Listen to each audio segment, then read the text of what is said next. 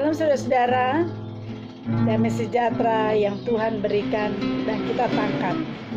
Kita imani bahwa hari-hari ini Tuhan selalu menjaga dan melindungi kita. Hari ini saya akan membagikan firman Tuhan. Mari terlebih dahulu saya akan menyanyikan satu pujian dan mengundang hadirat Tuhan masuk di dalam kehidupan kita. Kau yang terindah di dalam hidup ini, ku cinta kau lebih dari segalanya, besar kasih-Mu kepadaku. Kau yang termanis di dalam hidup ini, ku cinta kau lebih dari segalanya, besar kasih-Mu kepadaku. Ku sembah Kau, Dia Allahku, ku tinggikan nama-Mu selalu. Semua lidah kan bertekuk menyembah Yesus Tuhan Rajaku. Bapa kami yang ada di dalam surga, semua lidah menyembah-Mu Tuhan, duduk diam di kaki-Mu Tuhan. Saat ini kami mau mendengarkan firman Tuhan. Urapi hamba-Mu Tuhan untuk menyampaikan firman Tuhan ini. Urapi hamba-Mu. Segala kuasa-kuasa intimidasi yang membuat kami tidak fokus, kami patahkan dalam nama Tuhan Yesus Kristus. Beracara Tuhan. Terima kasih Bapa. Di dalam nama Tuhan Yesus Kristus, Allah Bapa kami yang hidup dan Roh Kudus. Amin. Hari ini saya akan membagikan firman Tuhan di kitab Mazmur 92 ayat 2-3. Adalah baik untuk menyanyikan syukur kepada Tuhan dan untuk menyanyikan mazmur bagi nama-Mu yang maha tinggi, untuk memberitakan kasih setia-Mu di waktu pagi dan kesetiaan-Mu di waktu malam. Jadi di sini katakan di kitab Mazmur, adalah lebih baik bila kita menyanyikan syukur kepada Tuhan. Jadi kalau kita bangun pagi, kita menyanyikan pujian penyembahan, ucapan syukur. Kita undang hadirat Tuhan masuk di dalam kehidupan kita. Kita undang hadirat Tuhan masuk di dalam keluarga kita. Saudara-saudara, bila mana kita melakukan aktivitas diawali dengan melibatkan Tuhan, saudara-saudara akan mengalami hal yang luar biasa. Tetapi iblis kadang tidak tinggal diam. Kita bangun tidur, langsung baca koran atau kita setel TV. Dan apa?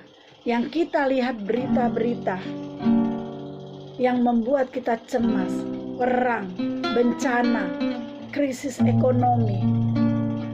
Mulailah saudara-saudara, awali hari kita, hari-hari adalah dengan melibatkan Tuhan, mengundang hadirat Tuhan di dalam keluarga kita, mengundang hadirat Tuhan sebelum kita melakukan aktivitas pekerjaan kita.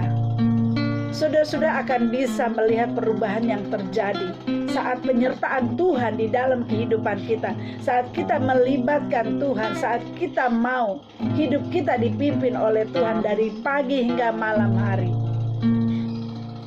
Apapun persoalan yang saudara-saudara hadapi, saudara-saudara akan bisa menanganinya. Karena apa? Karena saudara-saudara sudah mengundang Tuhan di dalam kehidupan saudara-saudara, sehingga hidup kita dipimpin oleh Tuhan. Di sini saya akan membagikan apa manfaat kehadiran Tuhan di dalam kehidupan kita. Apa saja yang bisa mengubah kita, bagaimana hadirat Tuhan itu berkuasa atas hidup kita, dan dampaknya apa atas hidup kita. Saya akan bahas yang pertama adalah bagaimana kalau hadirat Tuhan ada di dalam kehadiran kita, ada di dalam kehidupan kita. Bagaimana kehadiran Tuhan menyertai hidup kita, manfaatnya itu sangat luar biasa. Yang pertama, kita akan memiliki pengenalan yang benar akan Tuhan secara pribadi dan bukan sekedar ikut-ikutan saja.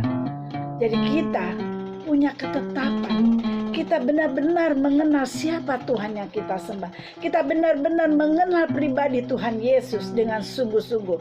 Kita baca di 1 Yohanes 3 ayat 18. 1 Yohanes 3 ayat 18. Anak-anakku, marilah kita mengasihi bukan dengan perkataan atau dengan lidah, tetapi dengan perbuatan dan dalam kebenaran. Jadi Tuhan katakan, anak-anakku, marilah kita mengasihi bukan dengan perkataan atau dengan lidah, tetapi dengan perbuatan. Jadi di sini di firman Tuhan katakan, bukan dengan lidah, dengan perkataan, tetapi dengan sesuai dengan apa yang kita baca, menjadi pelaku firman Tuhan. Ya, saudara-saudara, bukan saja dengan perkataan, tetapi kita harus sesuai dengan perbuatan kita. Apa yang firman Tuhan katakan, apa yang Tuhan firman taruh di dalam kehidupan kita, kita harus lakukan. Jadi jangan kita asal-asalan ikut-ikut orang, oh ke sana, oh ke gereja sini. Tidak ada ketetapan. Saudara mencari hadirat Tuhan di mana-mana.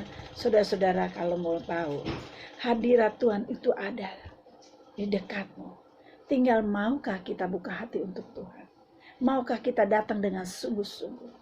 Tidak perlu lari ke sana, lari ke gereja sini, lari ke persekutuan ini. Hanya untuk ikut-ikutan. Tetapi saudara-saudara tidak menyadari bahwa Tuhan ada di hati saudara-saudara. Tinggal tergantung apakah saudara-saudara mau buka hati untuk Tuhan. Dan bagaimana saudara-saudara bisa mengenal pengenalan Tuhan dengan sungguh-sungguh. Itu yang pertama adalah kalau hadirat Tuhan ada di dalam hidup kita, kita akan bisa memiliki kebenaran bagaimana kehidupan yang kita dibangun oleh Tuhan secara pribadi. Jadi kita akan mengenal siapa Tuhan Yesus, siapa Allah Bapa kita secara pribadi. Kita tahu apa yang Dia mau, kita tahu apa yang kita harus lakukan untuk Tuhan.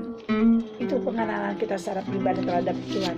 Yang kedua adalah Tuhan akan menyingkapkan rahasia hatinya kepada kita, sehingga apa yang kita lakukan bukan ikut-ikutan orang lain atau bukan sekedar rutinitas pelayanan saja, tetapi karena kita mengenal dan mengetahui isi hati Tuhan. Kita buka di Amsal 5 ayat 21.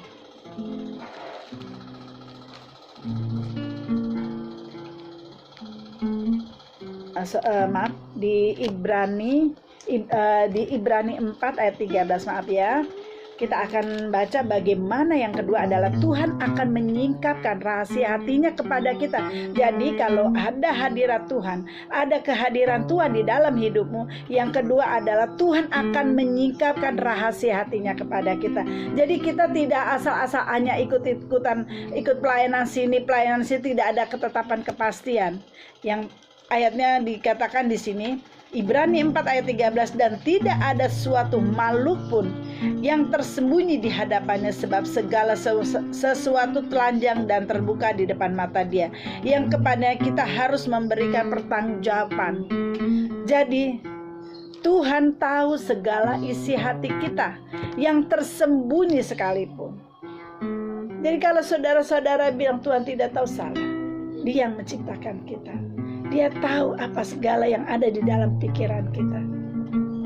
Tuhan akan menyingkapkan. Kalau kita sudah menjalin hubungan dengan Tuhan, bukan hanya sekedar halo, say hello, tapi kalau kita sudah menjalin hubungan dengan Tuhan, bergaul intim dengan Tuhan, kita akan tahu isi hati Tuhan, dan Tuhan akan menyingkapkan apa yang harus kita lakukan dan apa yang tidak. Itu yang kedua, yaitu Tuhan akan menyingkapkan rahasia hatinya kepada kita. Dia akan bukakan apa yang harus kita lakukan. Jadi kepekaan kita akan Tuhan luar biasa. Yang ketiga adalah mengalami hidup yang diubah menjadi serupa gambarannya. Kita bisa baca di 2 Korintus 3 ayat 18. Dan kita semua mencerminkan kemuliaan Tuhan dengan muka yang tidak berselubung. Dan karena kemuliaan itu datangnya dari Tuhan yang adalah roh, maka kita diubah menjadi serupa dengan gambarannya dalam kemuliaan yang semakin besar. Jadi yang ketiga adalah mengalami hidup yang diubah menjadi serupa gambarannya. Kehadiran Tuhan dapat mengubah hidup kita menjadi serupa gambarannya. Nah, itu tadi saya katakan bagaimana membuka hati untuk Roh Kudus, memprosesmu untuk Roh Kudus mengubahmu menjadi serupa gambarannya. Apakah pertanyaan saya, apakah saudara-saudara mau diubah oleh Tuhan serupa gambarannya?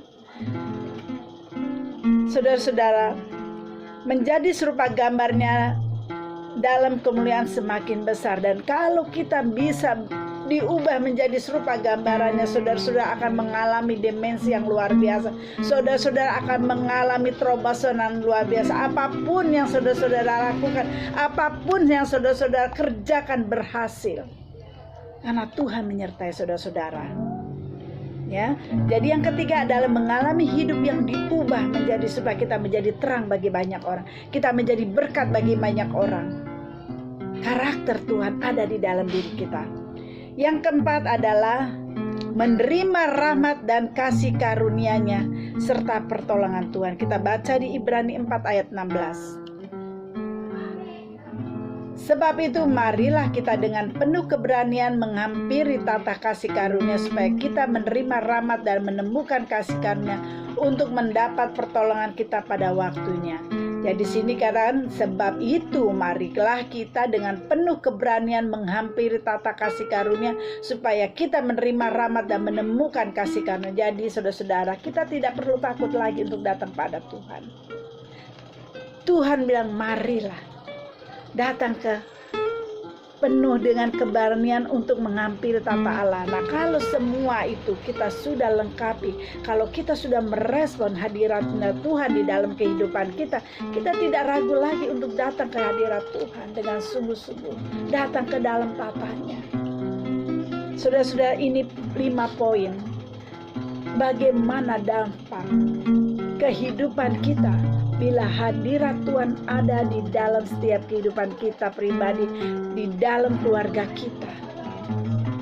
Saudara-saudara akan lebih mengenal pribadi Tuhan. Saudara-saudara akan dibukakan apa yang Tuhan mau. Dia akan membukakan apa yang Tuhan mau berikan untuk saudara-saudara. Kepekaan kita terhadap Tuhan. Jadi di sini hadirat Tuhan sangat penting untuk terus dijaga dan dipelihara karena akan membawa kita berjalan di dalam dimensi yang baru, yaitu dimensi roh. Saat ini Roh Kudus yang bekerja dengan dahsyat menjamah setiap hati kita, menjamah setiap anak-anak Tuhan. Mulai saat ini merespon hadirat Tuhan. Hargai kehadiran Tuhan. Jangan pernah diabaikan. Kalau kita datang ke persekutuan, kalau kita datang ibadah, kita fokus. Jangan pikiran kita kemana-mana, tapi fokus dengan khotbah-khotbah firman Tuhan yang disampaikan hamba-hamba Tuhan. Kalau kita lagi baca firman Tuhan, kita fokus apa yang Tuhan mau untuk kita. Kalau hadirat Tuhan datang, ambil tangkap. Jangan abaikan dan jangan pikirannya macam-macam kemana-mana. Tapi duduk di bawah kaki Tuhan. Tuhan, aku mau diubah. Aku mau diubah serupa gambaran-Mu. Percaya saudara-saudara, bila itu semua saudara-saudara menerima dengan sungguh-sungguh, saudara-saudara akan diubah dengan luar biasa. Saudara-saudara akan menjadi berkat, menjadi terang bagi banyak orang, dan menjadi cermin yang baik bagi orang-orang di sekitar kita yang tidak mengenal Tuhan. Inilah saatnya kita menjadi terang buat orang-orang di sekitar kita. Jadi Tuhan menginginkan membangun hubungan intim dengan Tuhan itu perlu. Demikian saudara-saudara, firman Tuhan yang saya bisa sampaikan. Biarlah ini menjadi kekuatan bagi kita semua untuk tetap terus mengandalkan Tuhan, untuk tetap terus merespon hadiratnya Tuhan dimanapun saudara berada. Tuhan tidak pernah membatasi waktu.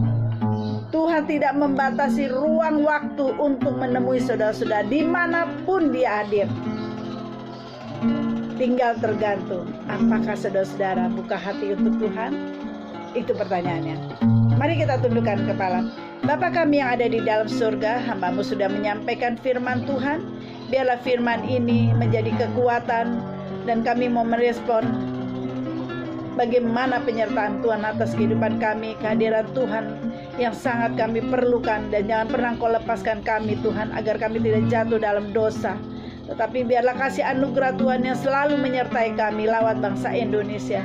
Lewat bangsa Indonesia, kami percaya urapan bangsa Indonesia begitu besar untuk kami Tuhan. Kami percaya Tuhan mengasihi bangsa Indonesia. Terima kasih Bapa. Inilah seluruh doa yang kami alaskan dan kami naikkan hanya di dalam nama Tuhan Yesus Kristus. Mari angkat tangan dan terimalah berkat dari Tuhan. Tuhan memberkati engkau dan melindungi engkau. Tuhan menyinari engkau dengan wajah-Nya dan memberi engkau kasih karunia. Tuhan menghadapkan wajah-Nya kepadamu dan memberi engkau damai sejahtera. Terimalah berkat dari Allah Bapa, cinta kasih Tuhan Yesus Kristus, penyertaan Roh Kudus dari hari ini sampai selamanya. Mari kita yang percaya di dalam nama Tuhan Yesus katakan amin. Jangan lupa subscribe. Tuhan berkati.